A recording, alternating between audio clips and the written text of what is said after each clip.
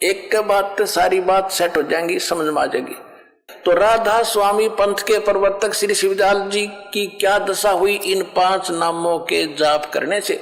और शिवदयाल जी का कोई गुरु नहीं था। राधा स्वामी साहेब जीवन चरित्र स्वामी जी महाराज, इसका लेखक कौन है? लाला प्रताप सिंह सेठ उर्फ चाचा जी साहब। ये शिवदयाल जी का छोटा भाई था प्रताप सिंह। इसका लेखक प्रकाशक राधा स्वामी ट्रस्ट, स्वामी बाग, आगरा। सर्वाधिकार प्रकाशक द्वारा सुरक्षित है। और ये कहां से छपा है? ये देखिए, ये है शिवदयाल जी। कर लो दर्शन कर लो दर्शन महात्मा जी के। आप डूब गया, दुनिया डूब गया, भूत बन गया फिर आखिर में। अब देखिएगा,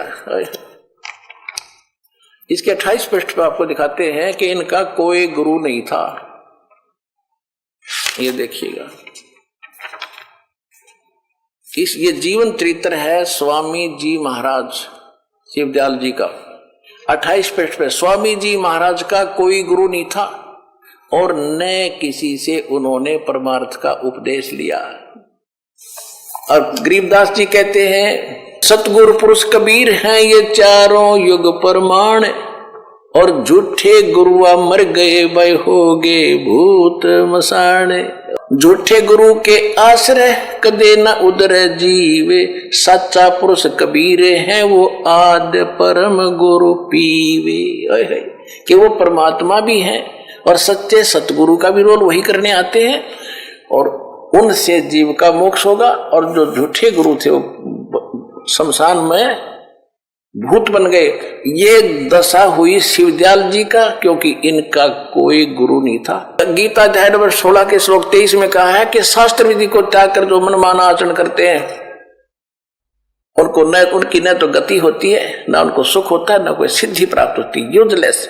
इसलिए अर्जुन सदग्रंथों को आधार मानो और सब मिथ्या बातों को छोड़ दो कर्तव्य की अवस्था में। हमारे सदग्रंथ सूक्ष्म वेद क्या बताते हैं? गुरु बिन माला फेरते, गुरु बिन देते दान, गुरु बिन दोनों निष्फल हैं, जय पूछो वेद पुराण।